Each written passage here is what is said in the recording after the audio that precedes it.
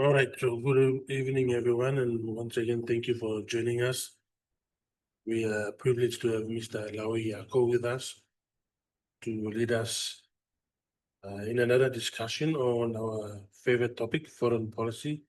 It's a topic that all Papua should talk about.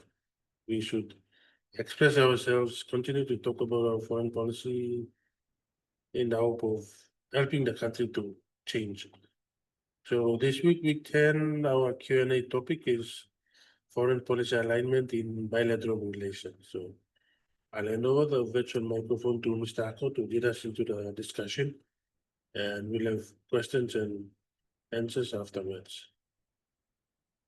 Mr. Ako, thank you. Please go ahead.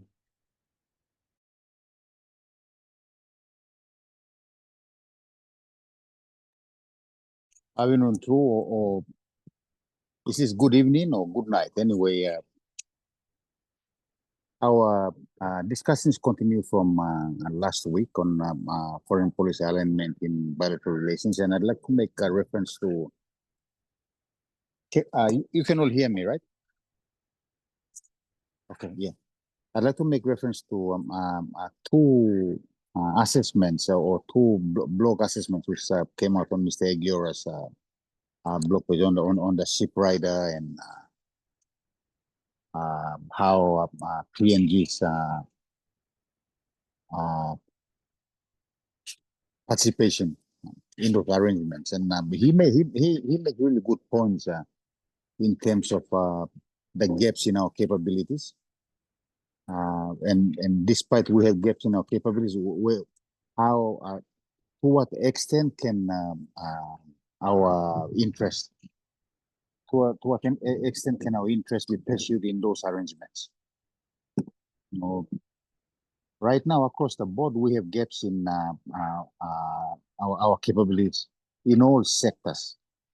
Some of them are most of them are self-inflicted.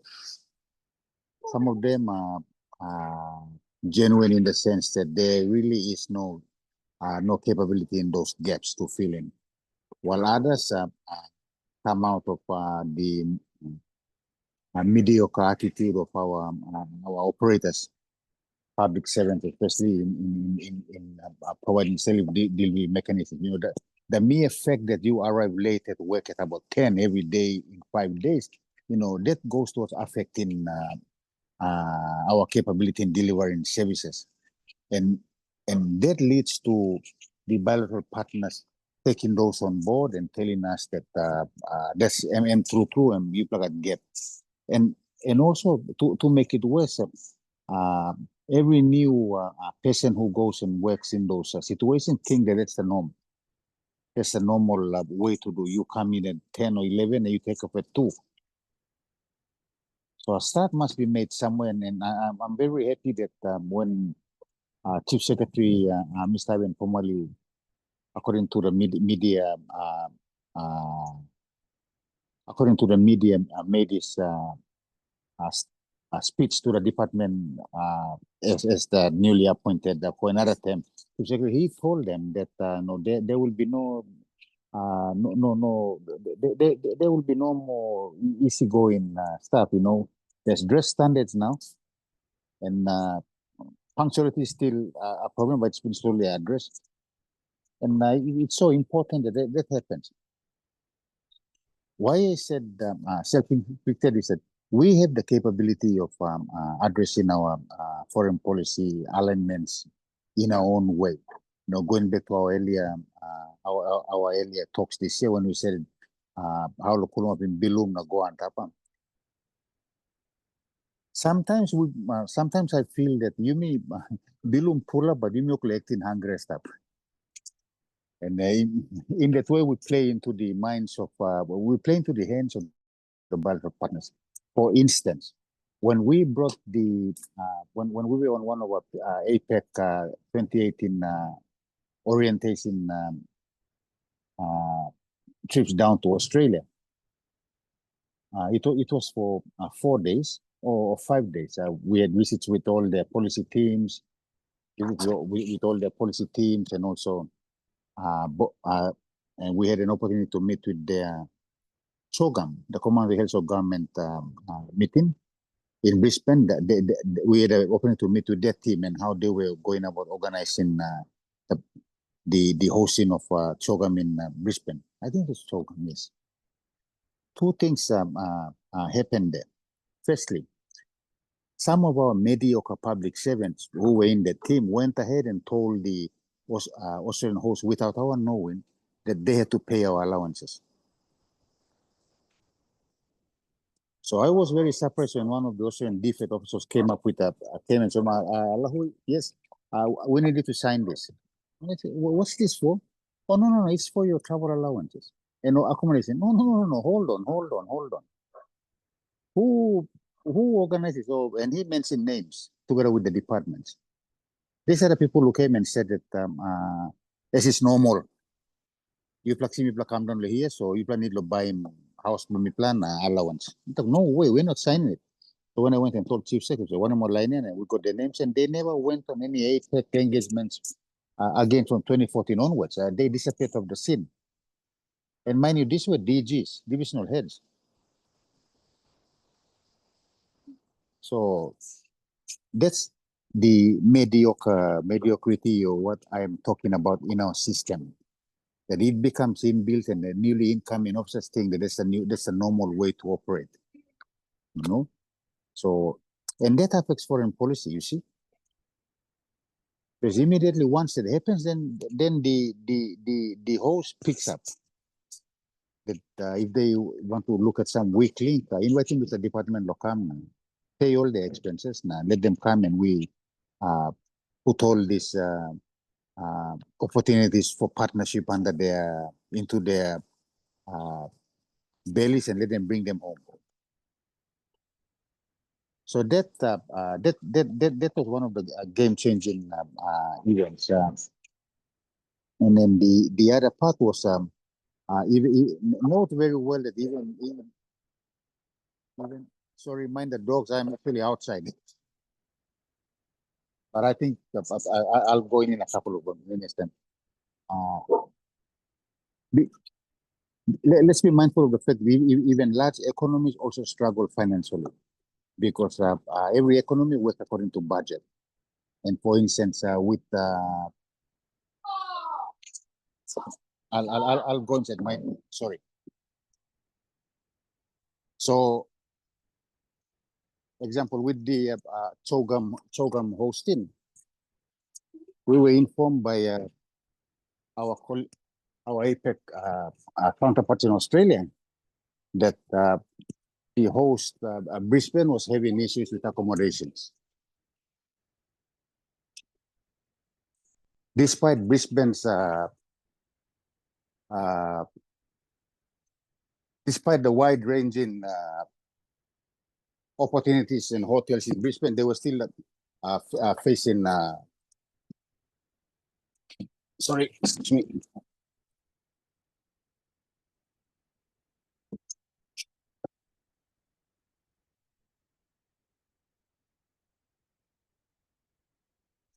They were facing issues with accommodation. Some of the hotels, they might have only had 2 or 3 presidential suites.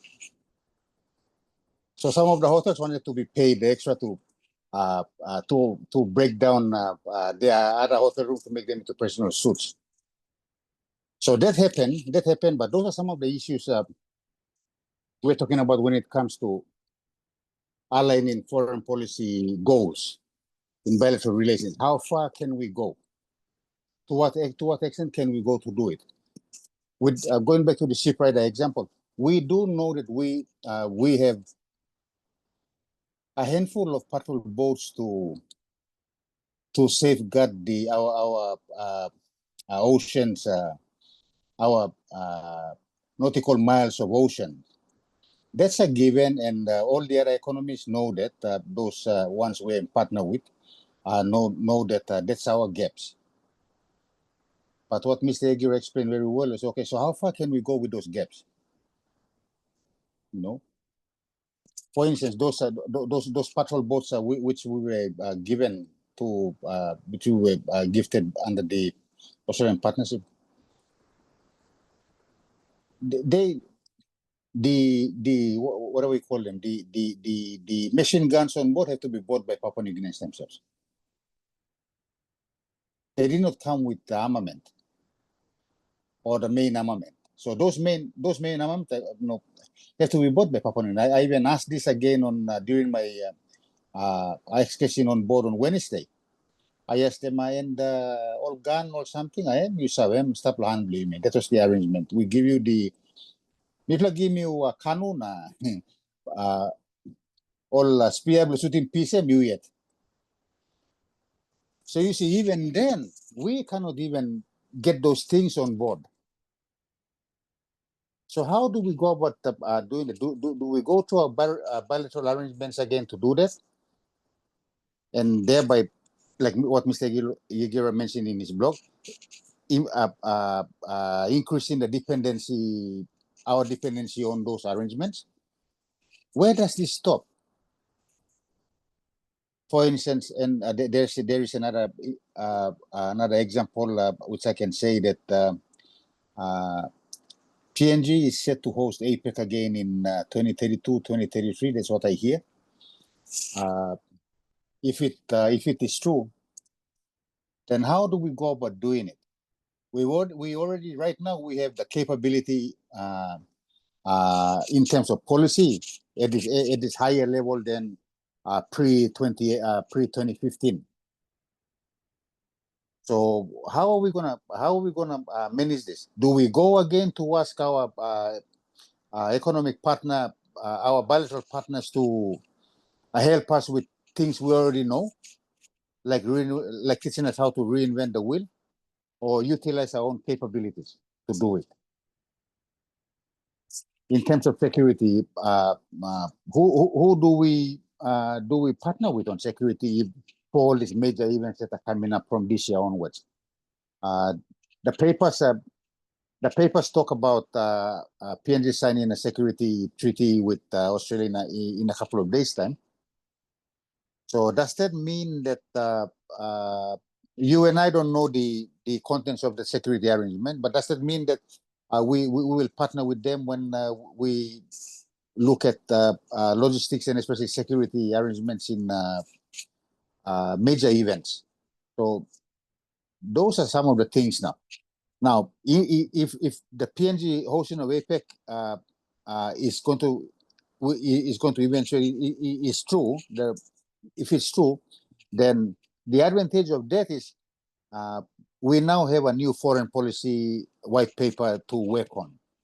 You see, so that hosting, whenever it happens in 29, 30, or 2031, or 2032, 33, will be directed to the foreign policy white paper that is set to be that will be launched. That is said to be launched in a couple of days or a couple of weeks' time. So how then do we align those with the bilateral with the foreign policies of all those bilateral partners which we have bilateral partnerships with? No, there must be alignment and synergy with those, and there must be the strength by our leaders and especially our bureaucrats to tell them that on this particular pillar, because we have differences, we will not touch on those. Okay, we will only work on this particular pillar. Now, being smart people, we are that pillar which we do not have synergy with economy A, we will go to economy B, C, or D and see whether their foreign policy or development plans have synergy with this pillar. And if it does, then we use we immediately align that with them through bilateral engagement. So then when you look at it, you have on our foreign policy white paper implementation, Pillar A will be in partnership with economy A, B, and C. Pillar B will be in partnership with economy B, D, and E. And Pillar C will be in partnership with economy A, B, and D. Kind of awesome. So in that way, we map our own we map the implementation of our development agenda by ourselves going forward with the support of our development partners. The fact that we can't, the fact that we are not aligned in this, then we are prone to duplications. We are prone to duplications, and funding irregularities will come up, because when it comes to auditing, you'll have two funding buckets funding the same project. So we now have a good opportunity now of streamlining our foreign policy engagement and moving forward. So let's just assume that the new foreign policy white paper will be something similar to active and selective engagement. When it happens, then the theme active and selective engagement should not be seen as the directive to move in that direction. The number of pillars under that will determine the direction. That's how I see it. Because active, and I'm just using the example. So if the new foreign policy white paper directive is active, strategic intent is active and selective engagement, and underneath has 5 pillars, then those are the 5 pillars we align our bilateral relations with to move forward to achieve that bigger intent. Just because the intent says this doesn't mean that you disregard the 5, 6, or 7 pillars which we are supposed to use as our guidelines, and just go basing on the overall strategic intent. That's one example, by a great example. And we look at the Defense Week this week. The Defense Week brought in ships from Tonga, India, France, Australia. I'm not sure about the others, but those are the 4 ships I had a chance of visiting and going near them.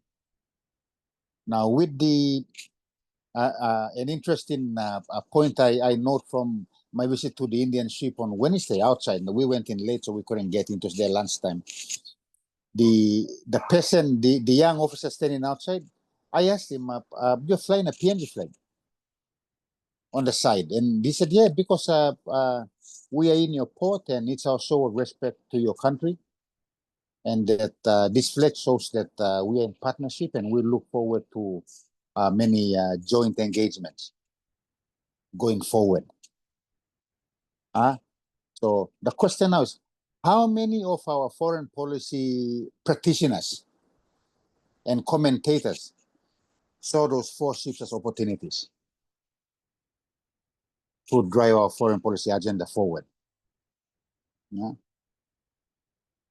Many went to visit the ships, and add and all that, the armaments and the kitchen, the galleys, and the port and starboard and all those things. But how many went on board to see how bilateral relations could be strengthened through these naval engagements?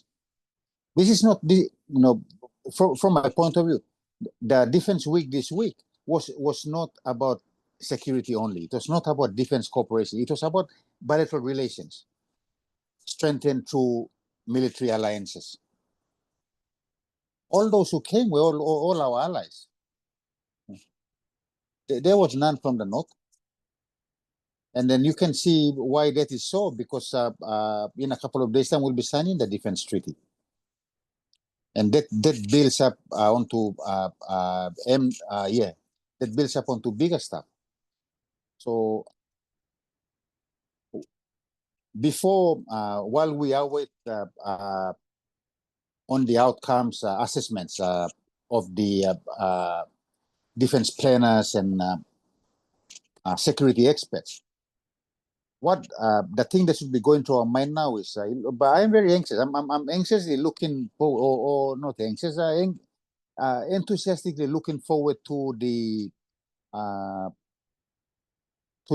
launching of the foreign policy white paper, because the moment I get it, I'm going to go and look at the security pillar, or if there's a pillar called security underneath, and then try to align it to this visit last week, or last week on the Defense Week, and the Pacific Island defense bands that came up to march in the performing the military tattoo, all that. How does that affect our bilateral relations in the Pacific? So those are a lot of things that came. This week is the kickoff of our foreign policy exercise. Is how I see it, and the security elements took it on board to move forward with it.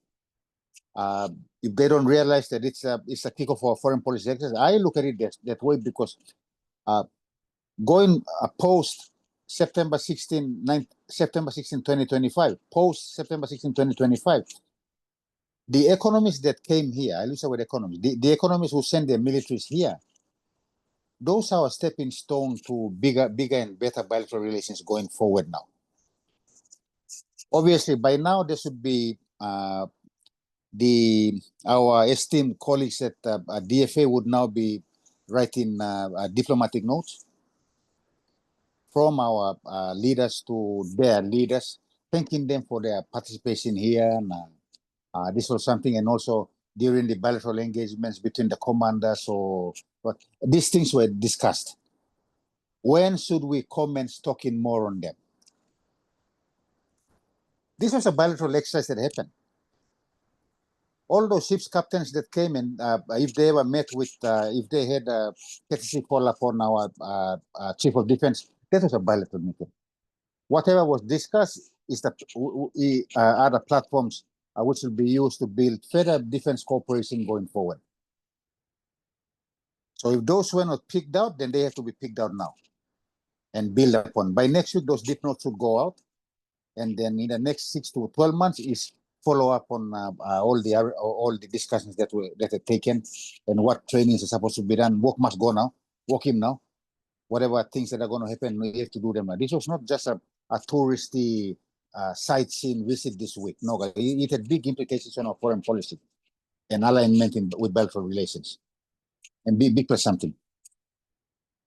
So based on that, I'll stop there, Mr. Egra, and we can commence the Q&A sessions from here on. Thank you.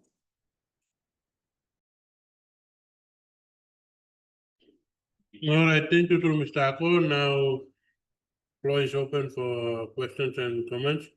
We'll start off with Valerie. Ms. Barber, please go ahead.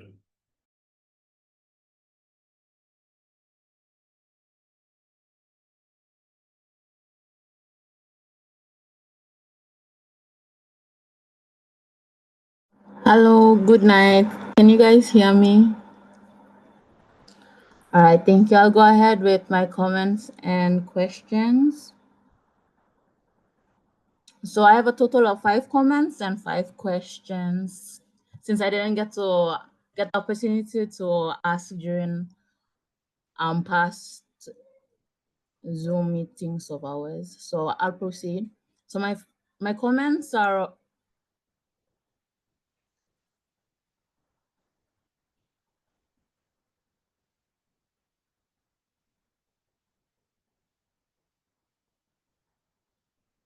my comments are based on our discussions that we've had last week and this week.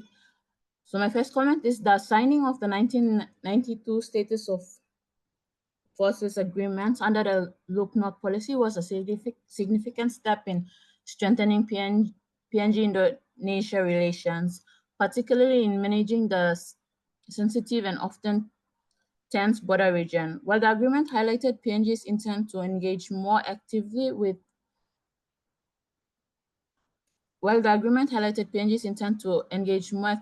its northern neighbor, the persistence of Indonesia's silent right to hot pursuit reveals the unequal nature of the relationship and the challenges PNG faced in safeguarding its sovereignty. So this shows that while the Look North policy expanded diplomatic and security ties, it's also exposed PNG to new vulnerabilities.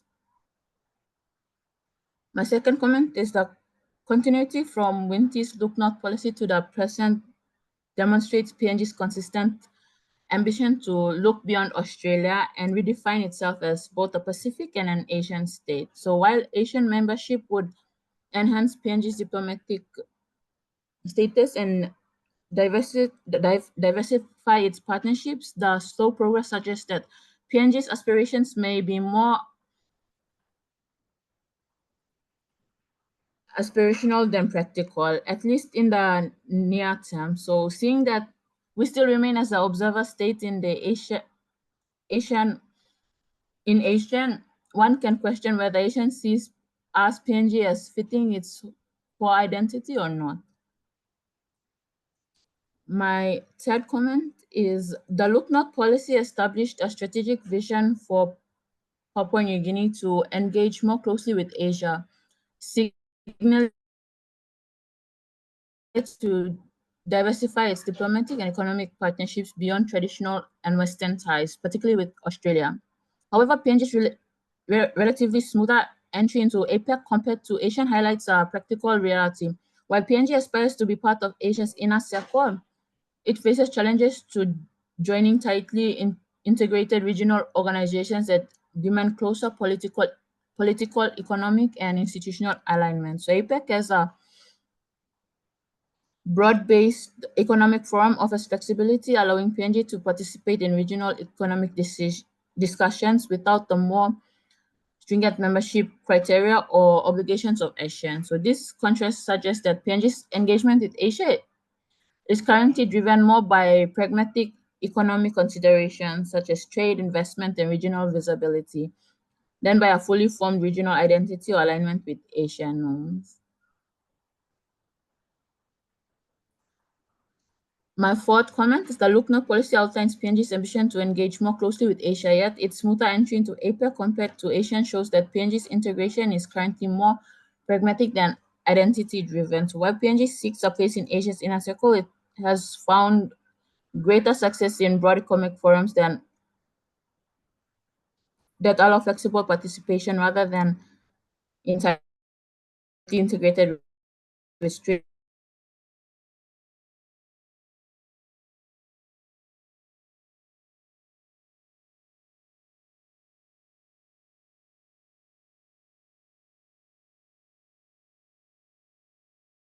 So now the policy serves as a roadmap assimilation. And my last comment is independence, the question of foreign policy alignment as seen in last week's activities on, as Mr. Akwa said, the vessels docking at ports and allowing us to visit. It shows PNG has often walked the fine line between traditional partners like Australia and emerging ones such as China and Indonesia. The foreign policy with these partners can open doors to trade, security, and development support. So it also raises concerns about our sovereignty and overdependence. So at 50 years, PNG must ask itself whether alignment is strengthening its voice in global affairs or reshaping its independence into strategic dependence. So true independence at this milestone should mean engaging partners on equal terms and not merely adjusting to their agendas. So with this concludes my comments, and I'll move on to my questions. I have 5 questions. So my first one, Mr. Ako can answer after I read and after I ask, and then I'll proceed on to my next questions. So my first question is, to what extent did agreements like the 1992 SOFA generally advance PNG's national interests, and how much did they instead reflect the stronger bargaining position of Indonesia in bilateral relations?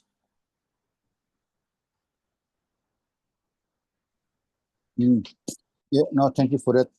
SOFA agreements are arrangements between 2 militaries. For instance, with the SOFA agreement, it allows the 2 militaries to not to require any passport or visa to enter each other's countries by the military personnel.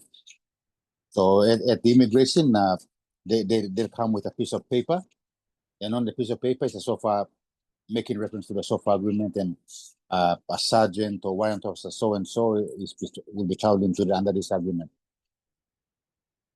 What that SOFA agreement was also led to the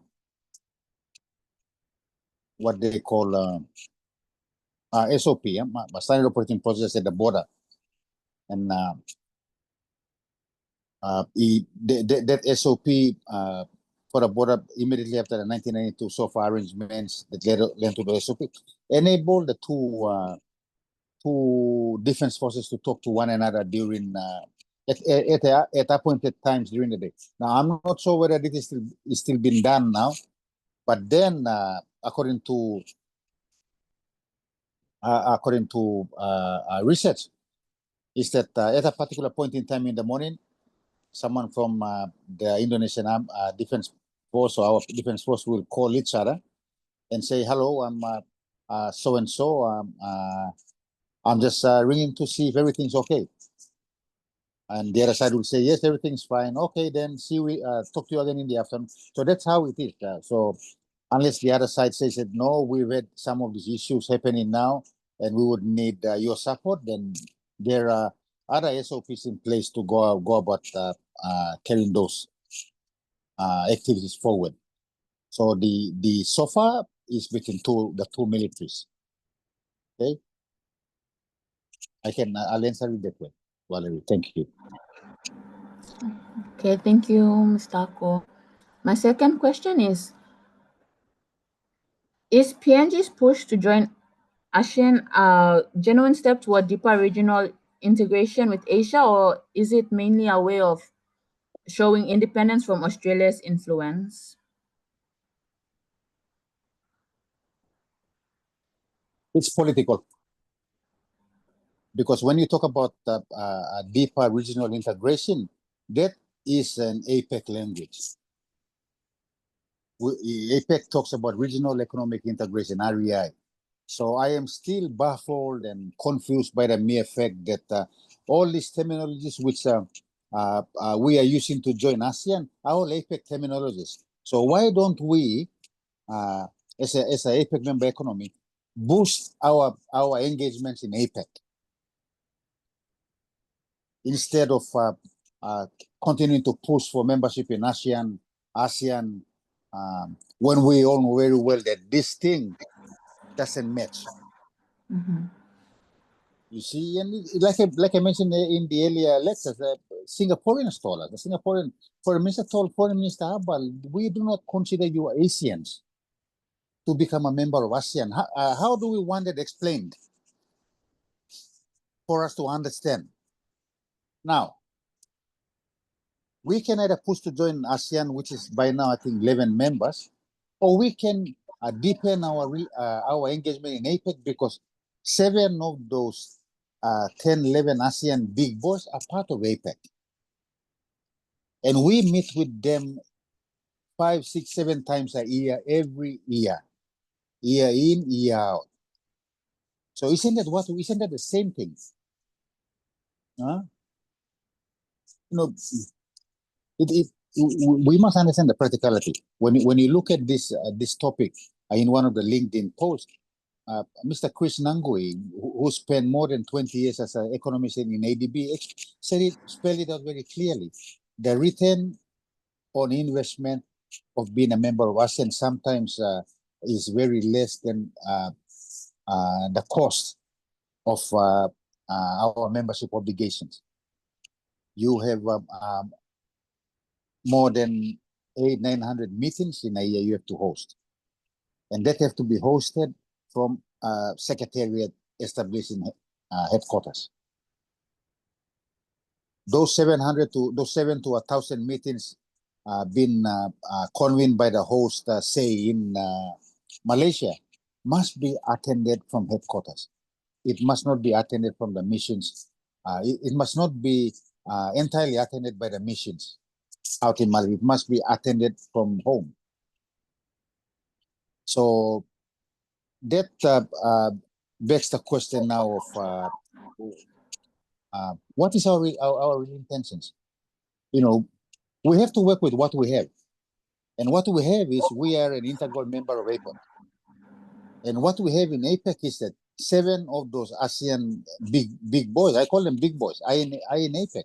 These were the 7 who formed the caucus back in 2013 and went and met with the US, Australia, and they during the ASEAN +1, ASEAN +2 meeting, they told those other economies, those pluses, support PNG's host.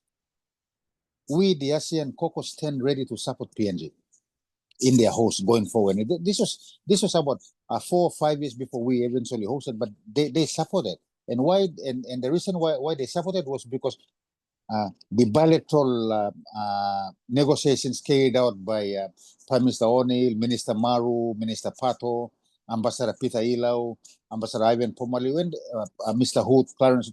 Those it was coordinated. They went at the same time to meet with their peers in the other economies, and that forced the support of those who thought we couldn't our way. Okay, so I am still of the opinion that it's a wrong move to become a member of ASEAN. Okay, it's a wrong move to become a member of ASEAN. That or everything we want in ASEAN we can get in APEC. It's as simple as everything we want in ASEAN we can get in APEC. In APEC you have Indonesia, Malaysia, Philippines, Thailand, Singapore.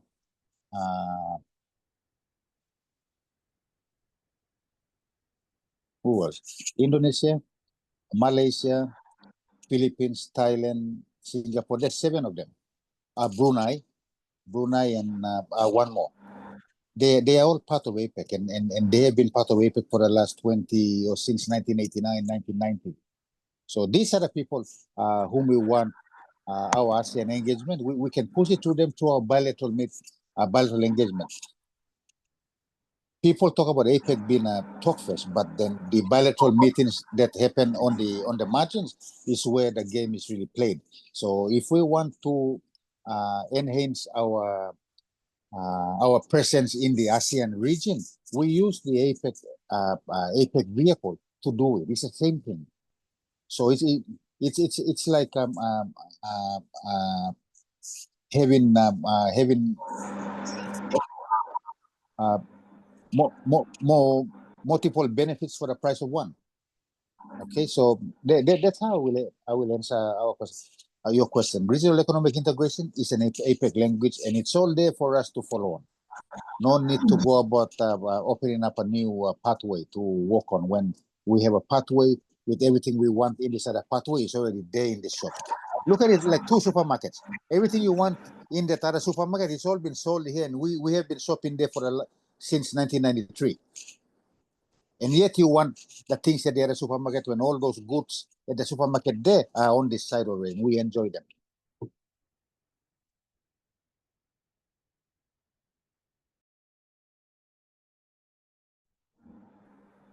Thank you, Mr. Akwa. Yes, I agree with you. I think being a observer state in ASEAN for like how many years now, I think we should drop all avenues of trying to seek membership and focus on APEC. Yeah. So whatever ASEAN has to offer, APEC also has to offer too. So I agree with your opinion, Mr.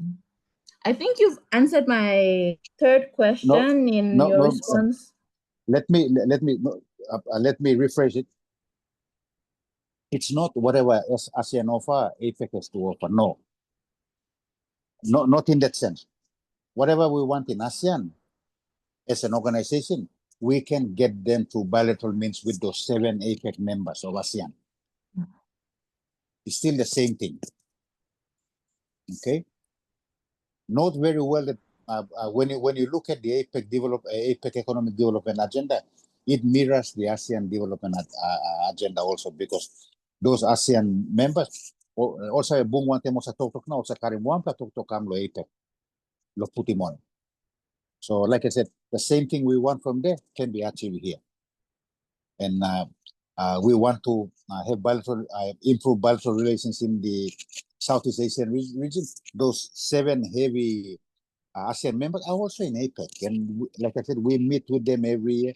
Those are the opportunities when we can have our officers bilateral, ministerial bilateral, leaders bilateral to enhance our bilateral partnership further. Yes, thank you, Mr. Ko, for the clarification. So I think through answering my second question, I think you've possibly answered my third question also. How can PNG manage its specific identity while also strengthening its ties with Asia to make ASEAN membership more realistic?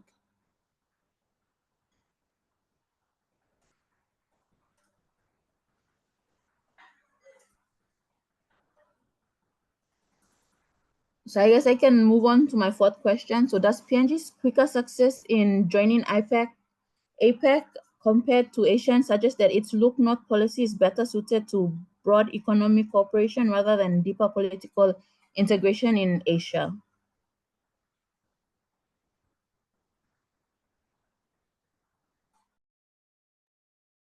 Can you repeat that question slowly, please?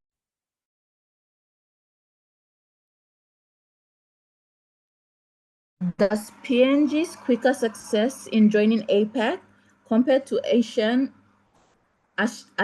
suggests that its Look North policy is better suited to broad economic cooperation rather than deeper political integration in Asia?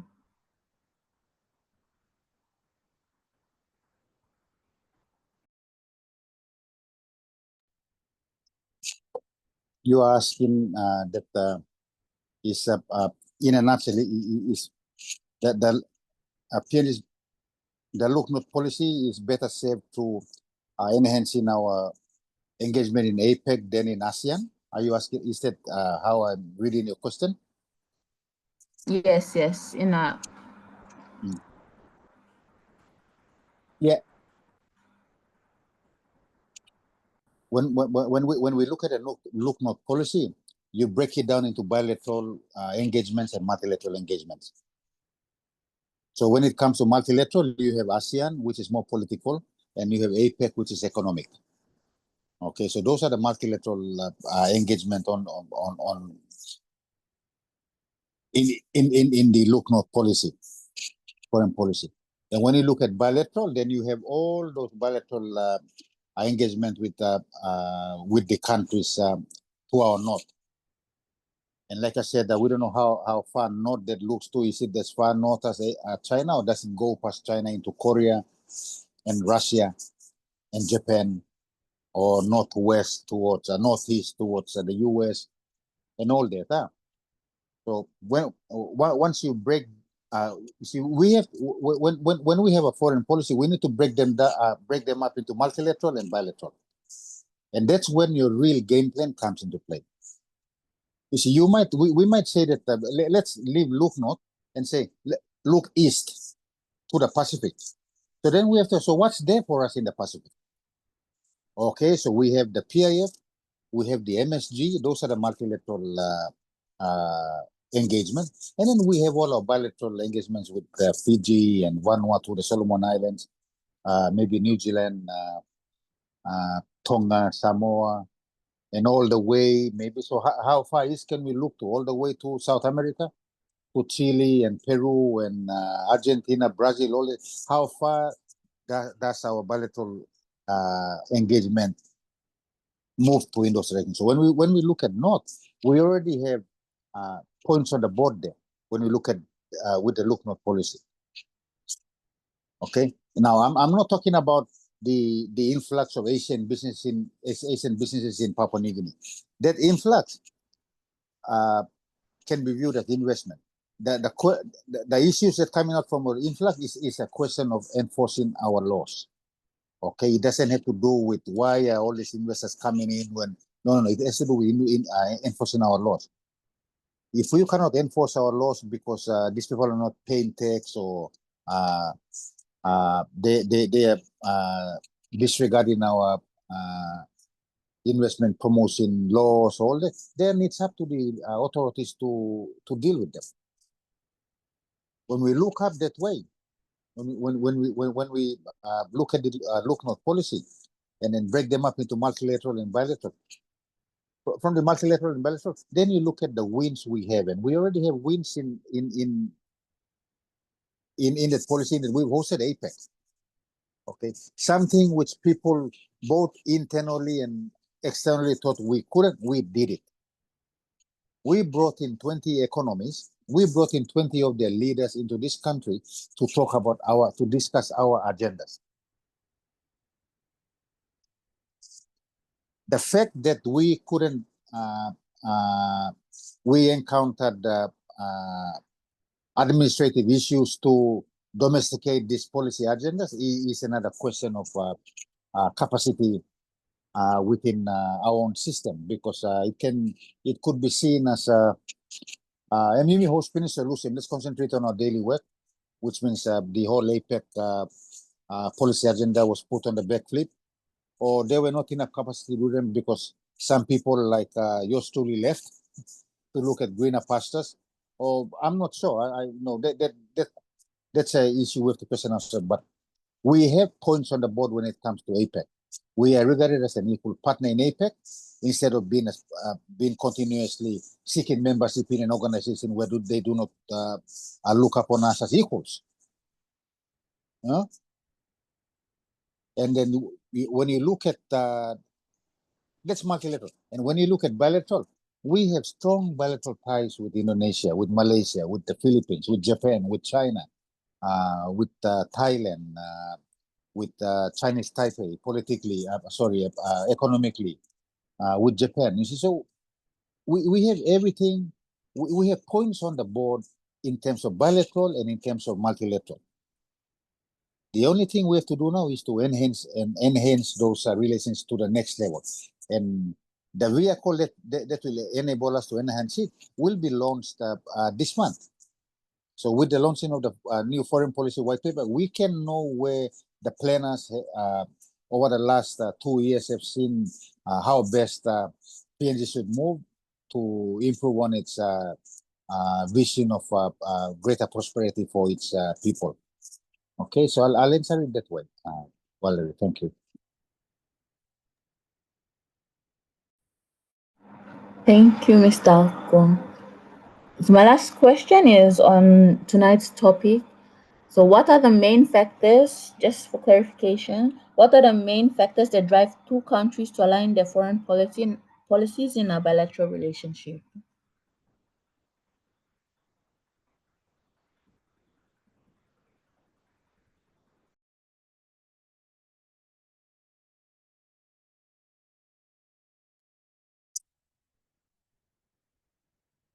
The main factors will be, generally speaking, it will be political, economic, and social, but those are too broad. So if we broke them down into connectivity, I would say as the main factor that drives two economies into having bilateral relations is on connectivity.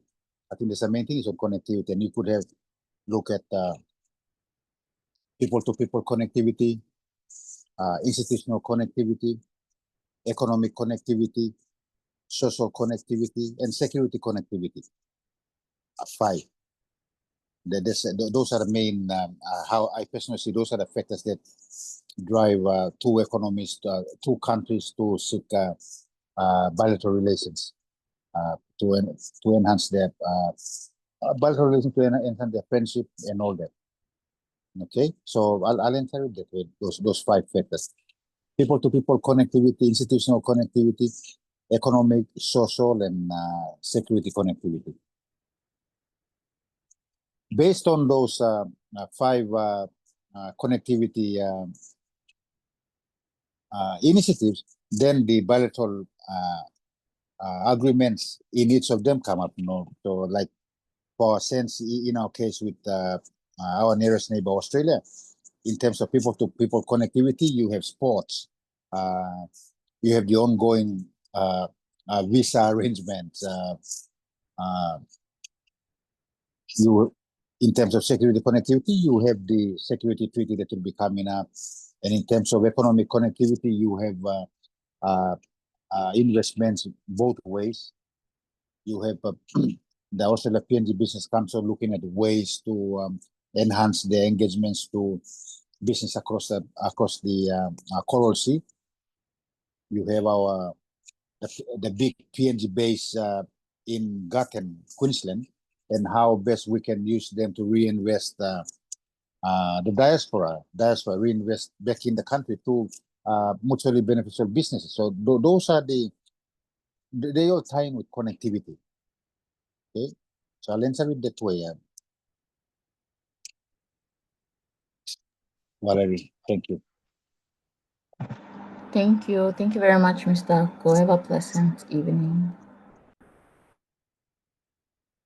Thank you, Valerie. We move on to Kaylin.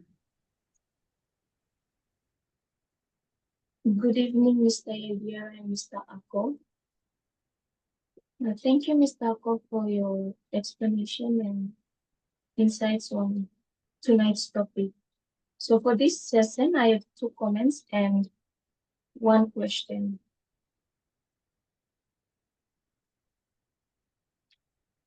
Onto my first comment. Now in PNG, I've noticed that most people only hear about foreign policy when big events happen, like the APEC 2018, or when Australia or China fund new projects. Now, as a journalism student, I think our media should go deeper by explaining how these bilateral deals affect ordinary Papua New Guineans instead of just reporting official speeches and ceremonies. Onto my second comment. Sometimes the media in PNG focuses too much on political leaders when covering foreign policy, when covering foreign relations, but not enough on the actual outcomes of those partnerships. Like, for example, when new infrastructure is funded by China or aid comes from Australia, the coverage often highlights the signing,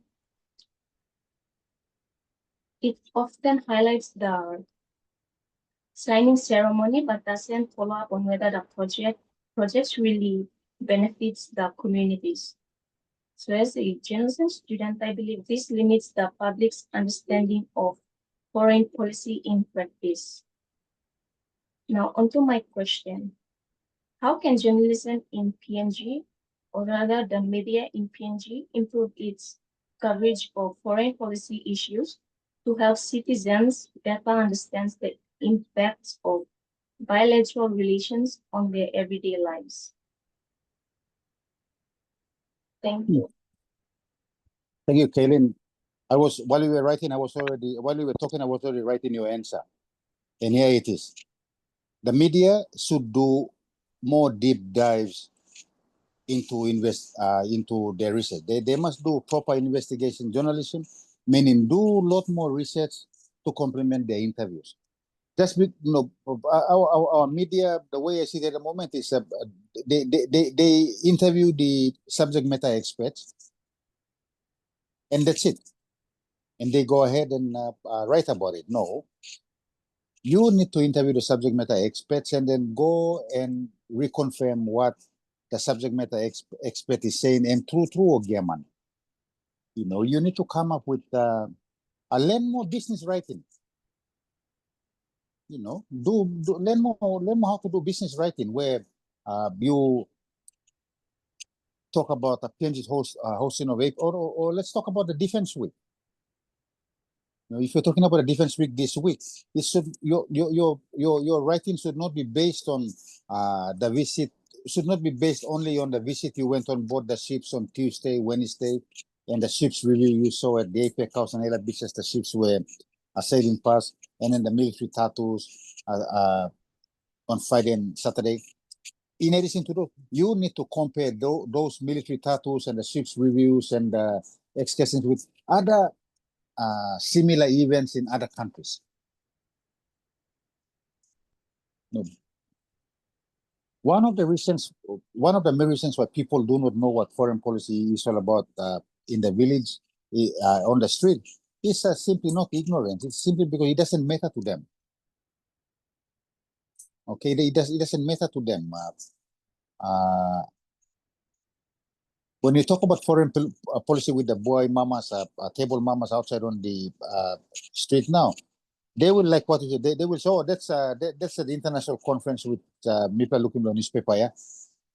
That's fine because based on their families, their personal interest, it is not in their interest to know more. At the university level and in the public service and in the private sector, it is in their interest to know more. And the media's assistance can be directed in that way to telling the country in the papers that this is how it's done. If you have time, pick a topic. if you have time, pick a topic. Maybe pick the Defense Week topic this week, and then from your research on whoever came to the Defense Week, which countries came to the Defense Week celebration? India, Australia, France, Tonga, Fiji, all those banned people who came for the tattoo. Get the post-Korea and the national cuttings of those outcomes of those reports, and then working research, go back to finding out how this event was reported in those countries' papers, and then make an assessment from them. Most of the research main let me put it this way. Most of the press statements done by bigger economists are obviously done by their media specialists. But their media specialists, they do not just interview, also can research too before they put those things out upon endorsement by the principals. I mean, you look at how look at the Vietnam War. You look at the Vietnam War and how the media influenced the government, the Americans to pull out. It was the media who influenced the Americans to pull out, because they were saying it is not, war, believe me. What started out as a fight against communism ended up as superpowers involvement, or superpowers plural involvement in a civil war between the North and South Vietnam, and the media wrote about those. Do you know the reason why we watch why we can see graphic tales and images about war, not the Vietnam War only, but about World War II and about the Vietnam War or the Falkland War? What? It's because the media personnel went in there and got the stories out. You see, they didn't just hang around at home and wait for the veterans or the people who were coming off those wars to ask them what happened. They went down there. And in one of the biggest stories that came out, one of the biggest stories that came out from the Vietnam War about soldiers killing innocent people was made by reputable media organizations in the U.S. You see, they were the ones who told the country that what the government is telling us is German. The real fact of the matter is Lucia. That body count and body count with civilians. It's not soldiers' body count. And the military had to show cause that they were winning, and how they were winning. They had to come up with every troops that were sent out on patrols had a quota to fill up. Yupla must also kill X number of man. Na ba imi talk sa line place that mipla killing this number of man na imi win. So when the media went in straight in, we said they realized that no kill more. So they just went into any village, or shooting more man, pig, dog, cow, one number number more of some stats. The media found it out. Now, if it was in another situation, the media would have in places which we know very well, the media would be waiting for the soldiers to return and then ask them, how was it? And then you will be getting a one-sided view from a soldier and by writing. So very important, you see. The media must know. Ever since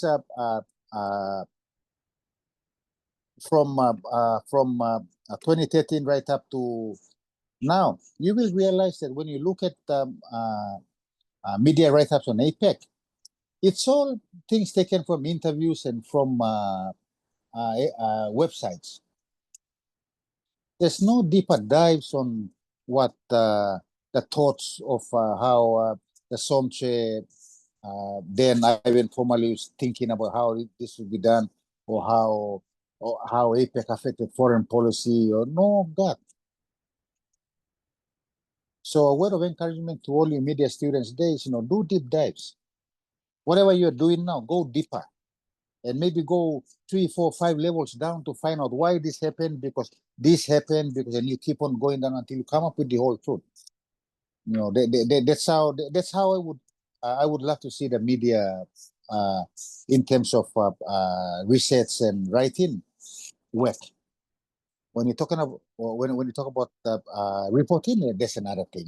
Reporting, because of the time factor, you need to quickly summarize everything. But when it comes to actual investigative journalism and writing, there must be deeper dives done to get to the core of the story you're trying to bring. Okay.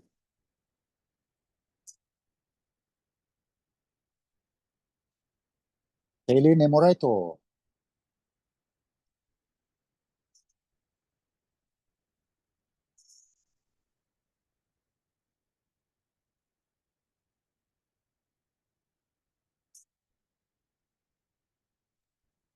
Okay, Karen, thank you. We move on to Jemima.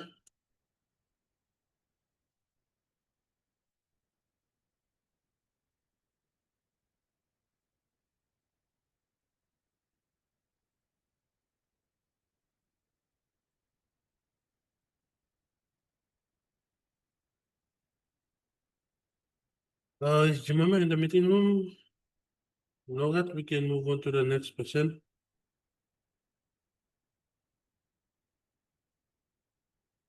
We'll go to Tess. Then Jerome. Thank you, Mr. Yagira. I'll begin with my before I continue, good night, Mr. Ako and Mr. Yagira and everyone else.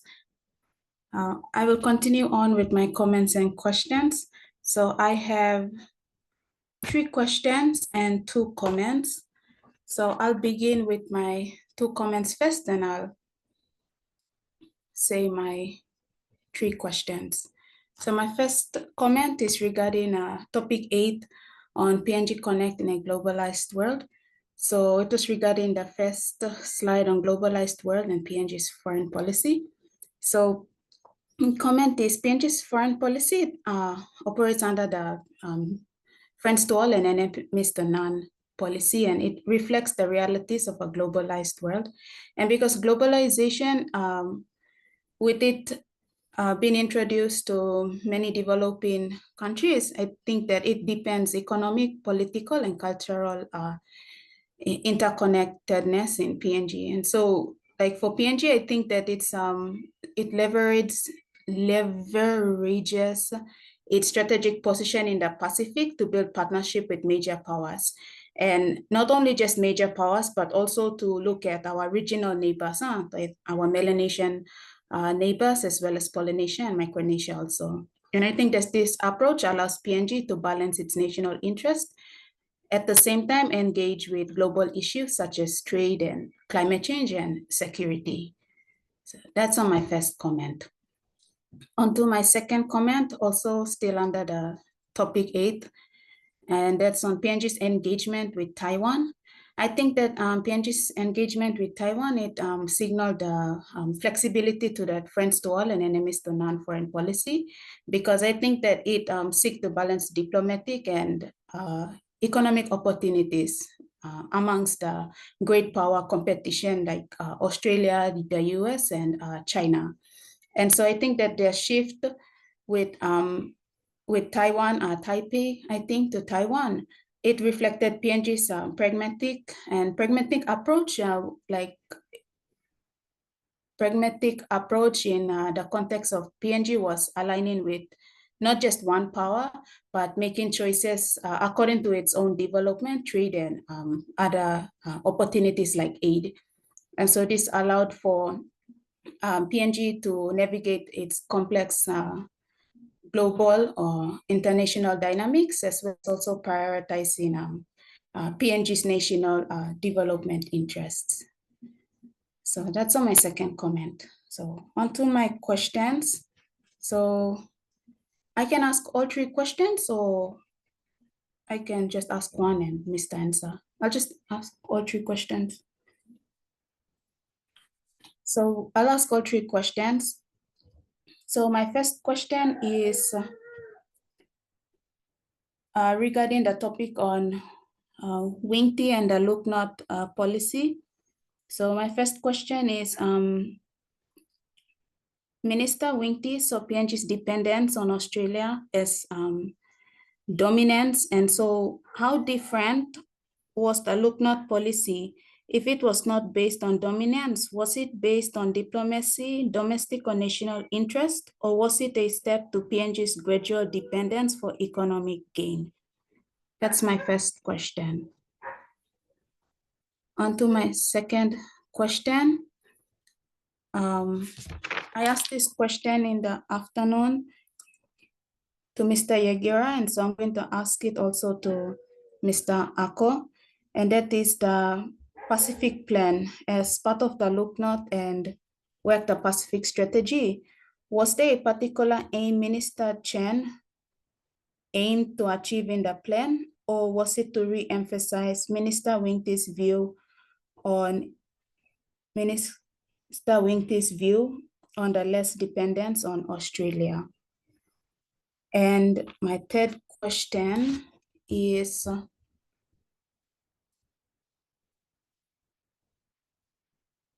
my third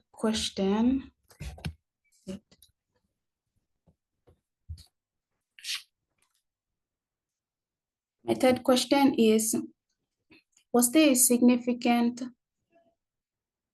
reason or challenge why the active and selective engagement policy was not effectively practiced before Minister Wingti came to power? Thank you. Those are my three questions.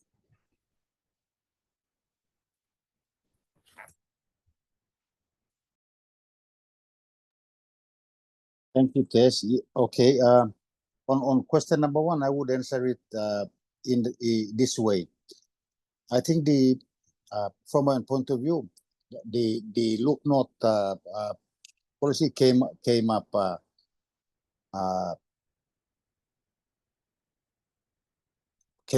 purposely to have a variation in our international relations. That's how I would look at it, and this will also show our traditional partners that that's fine due to your own domestic strategic refresh. We can go our own way in finding ways to cover our budgetary shortfalls and assistance. And you must also look at when we're talking about foreign policy shifts, we must look at the personality of our leaders also during those shifts. During the time of the shift, it might not be relevant, but it could be relevant. And in the sense of the Look North policy, we can see that Prime Minister Wingti pushed that out as his main strategic foreign policy intent, because personally he was not part of the group of men who fought for independence. He came after, so he was of the younger generation of leaders, so he could see things. For instance, most of our family politics, our family politics, we as children can see things which our parents never saw because they were more engaged in a particular sense. But when it comes to us, or when it comes to my children now, they can say, no. How Papa walking member time now we will drive it this way. Because the situation warrants it, the situation changes. Okay, so that's how I would do it. Now, how I would answer your question. Now, in terms of the Pacific Plan, I think in addition to what Mr. Yagira provided to you earlier on today, I can also maybe say that the Pacific Plan also came off the back of PNG's engagement at the Vanuatu independence crisis, and also the establishment of the MSG. So the Pacific Plan would be one way of Prime Minister Chen's engagement in the Pacific, and providing PNG as putting PNG forward as a big brother in the Pacific. And I think it was during the Pacific Plan that we had Solomon Islanders and Vanuatu students studying at our institutions. And also we contributed some aid money in the other direction. And I have, like I mentioned the other time, it was the Pacific Plan. And I did not know what the Pacific Plan was. So I went into my foreign service interview without those knowledge. And that was the gravest mistake. So just a word of advice to you, when you go into your interviews, please research the background of that particular company or topic well before going. For me, I was just excited for the interview, knowing very well that I had been jobless for a year. It was 1 year. I finished uni in 1982, and I went for my interview nearly 12 months down the line. So the fact that I was going into an interview that's okay. I'll just go and answer along the way and see how it goes. So don't do that mistake. Make sure study well and go into do your interviews, because now that I'm a bit more mature than before, I realized that foreign policy covers a wide spectrum of things, and like how I mentioned the Defense Week, that's a big foreign policy engagement PNG had. And now that our foreign policy planners, Tess, you mentioned it very well, our foreign policy planners, we now have to go and relook at the Pacific Plan. Then, now look at how did we engage in our people-to-people connectivity or institutional connectivity initiatives? Did our military participate in any Pacific Island tattoos or celebrations or what? Then you build from there. And going back to our journalism issue, then you build from that. Karem kam now. So fast forward 40 years on, this is what happened, and PNG is now building its international relations with its Pacific neighbors and international neighbors in the military sense through all these things. So they interrelate. For question 3, you need to ask me again on that. I did not catch what you were asking. I asked, the question is, was there a significant reason why the active and selective engagement policy was not effectively practiced before Minister Wingti came to power?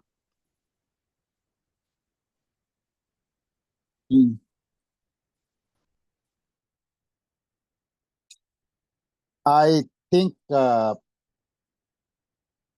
personally, I would say that it had a challenge of planning. I am sure there would have been briefs done by the bureaucrats to do that, but I am not sure whether there was actual strategic planning or in operationalizing that foreign policy white paper. Okay, so and we must also be mindful of the fact that we live in an ever-changing world. Whatever the group of us mentioned an hour ago when this lecture started would have changed by now. Okay, would have changed by now. So it's called adaptive management, and those are new terms which are used now in diplomacy and in the development cooperation space. Adaptive management and ways of working. Those are some. Please Google them and find out what they are. But adaptive management and ways of working are now very critical components of foreign policy and strategic planning from my own point of view. Because when we look at the genesis of the active and selective engagement, which got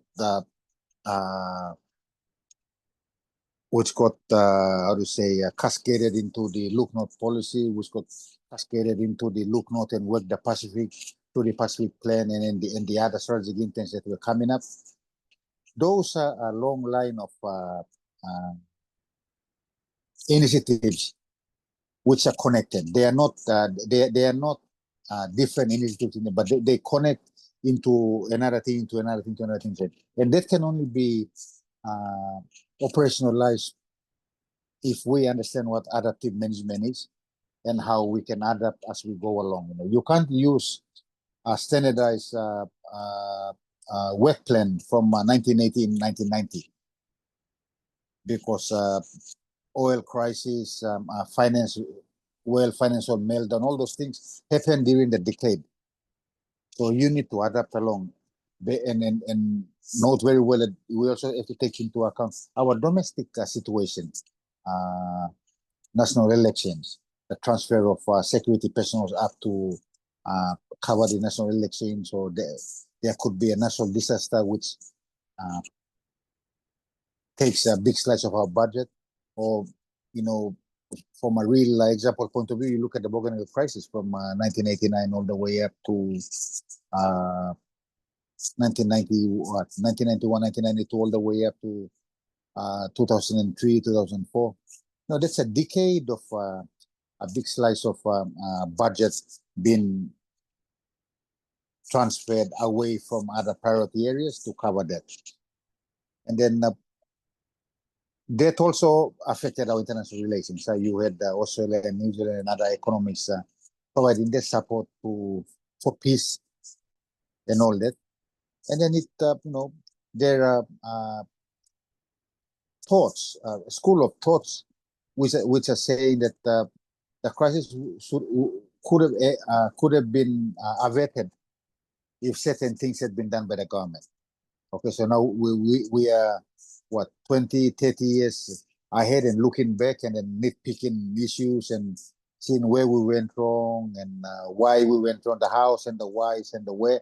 No, but when I read into it, I realized that a big chunk of budget, which could have been used for other purposes, was used. And then you look at, you know, you going back to your question on reasoning why active and selective engagement was, as you were saying, was not properly implemented, and then a new one came in. My point was that our planners should have just adapted into the new one, bringing in all the strategies with the related objectives and activities in there from the old one into a new one, into the look note, and then just adapted accordingly and moved on and continued on playing with it. Just like it's the same thing, like just like sports. So let's use the rugby league as an example. No, the game is still the same. Rules change, and all the players do is that they get taught. The rule book comes down to the club management. The club management goes out to training and tell them, okay, now rule change now. Now no more high tackle. Referee no upload judge him how high. Anything above the neck and penalty. You see, zero tolerance. So what happens now is that clubs must now train during the defensive training. They must train their players to tackle below the shoulders down. It must be honed in so that once they go into the game, there is no mistake above to give away penalties, because penalties can cost the other teams dearly. And we've seen that throughout the 27 rounds of the NRL. Okay, undisciplined. It works also in the in foreign policy formulation and implementation. You know, if you are undisciplined because there's a game plan in place, now you think you man no good, now you go and do it your own way, the whole club suffers, and for foreign policy engagement, the country suffers. Bigger economies have been known to sack people who went against the plan and did it their own way. More militaristic communist nations have executed people for not following the game plan, we'll put it that way. So when we look at the genesis of our foreign policy, it is not universalism, finish, losing thing, active and selective, finish, losing thing, and the look. No. They were converging into the other as the years passed. And our role as bureaucrats and that's academia and practitioners was to adapt them accordingly to the to the change changing of the times then, internationally and domestically, and push them through along. Okay. And we have all the ingredients to have an effective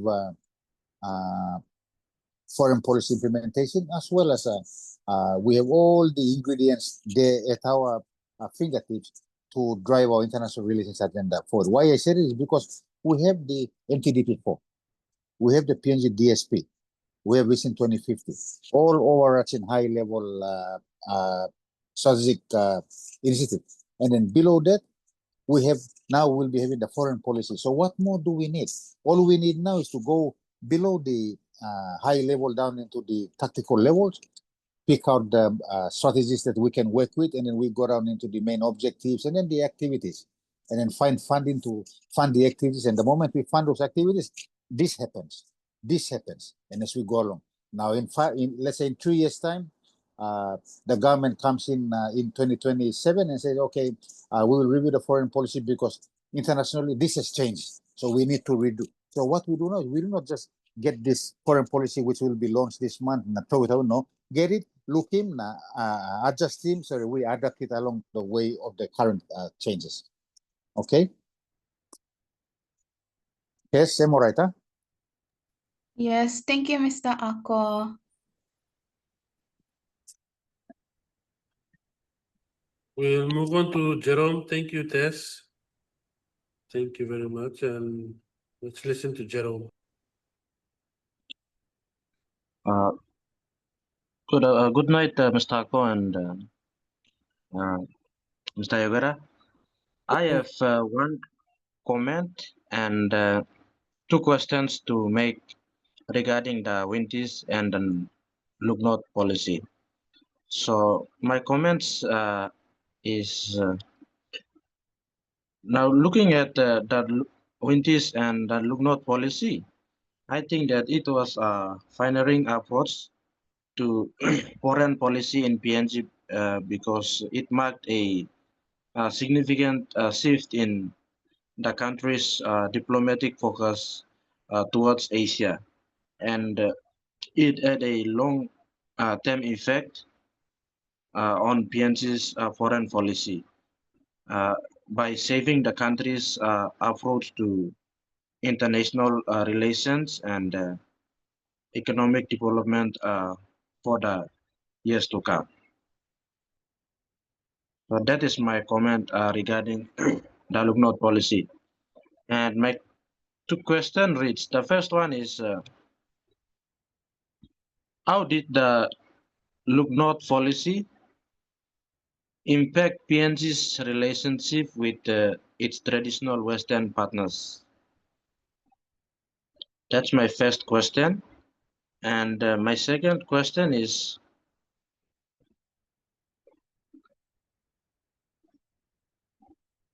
do you think that the look north policy had influenced the country's diplomatic approach in recent years?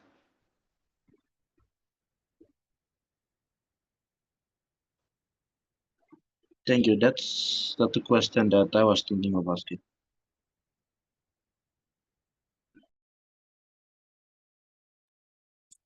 Thank you, Jerome. Yeah. So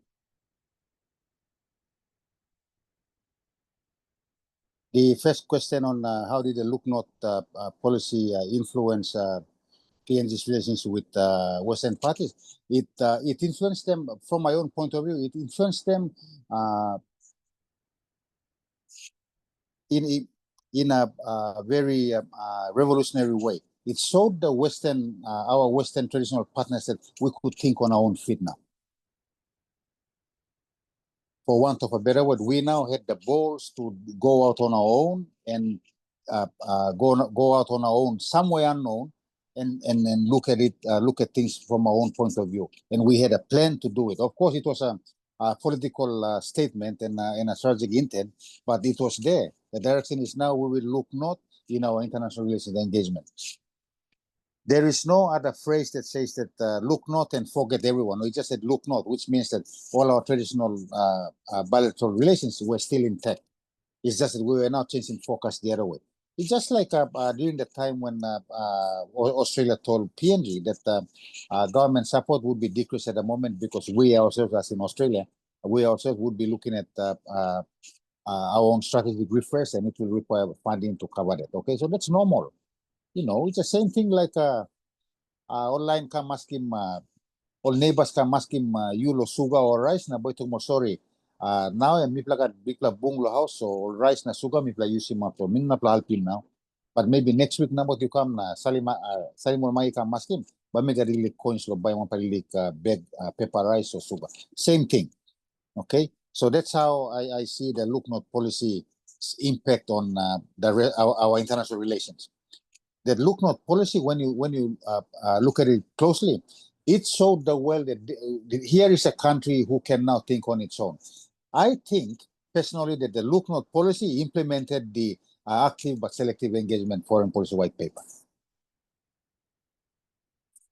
That's how I see it, because when you look at the genesis of our foreign policy, from universalism come all the way to active and selective engagement, we were still traveling on the same road of universalism. And along that same pathway, we were saying, okay, we'll do this, we'll do that, we'll do this and do that. But when the Prime Minister Winky came on board, he did a complete turnaround. He just stopped that when he looked that way. And because he believed in the bureaucracy that they can move it that way, and it happened. And one of the engagements that happened was that he got experts from the late ambassadors from Japan and from the US, including Dame McTaylor and the others. They went straight to APEC in Mexico, or in Mexico? No, APEC in the US, and made APEC PNG become a member of APEC, and that was part of that whole strategy. Okay, they were the fathers. They thought about high level stuff. How Yumio Mangi at the bottom level went about implementing them is another question. No, whether we implement them properly or not is another thing. Huh? So that's how I can say that the look not policy really impact our international relations. It made PNG come of age, I think, in terms of international relations. Now, on question number 2 on the look not policy influencing the country's diplomatic approach in recent years, yes, it did influence. And I think I answered it already in answering number 1. Look not made PNG stand on its own feet, and it enabled the bureaucracy to start thinking on its own. Whether the bureaucracy put down operations plans and operational plans to move those bigger strategies along is another question. But the bottom line was that it showed the world that we can think on our own by going in the other direction. So, Jerome, I would answer your questions that way.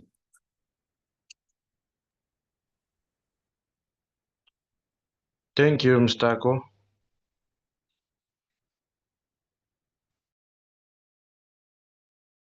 All right, so that's all for tonight. We'll meet again on Tuesday. Thank you, everyone, for attending.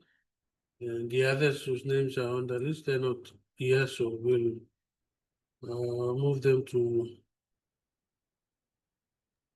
Yeah, we'll move them to Tuesday. No worries. Okay. Thank you very much, Mr. Ako, for Good your luck. time. Yeah. Thank you all who Everyone. attended, and wish you Thank all you. a pleasant week. All the best this week, both at school and with the NRL for the finals. Yes, and see you again on Tuesday and Sunday. We have Raiders and Broncos. Yeah. See you again on Tuesday. See you again on Tuesday. Final. See you again on Tuesday, Friday, and weekend. Bye, everyone. School Thank vote. you, Mr. Kon, Mr. Yagera. Blessed night. Bye. Okay, one kind.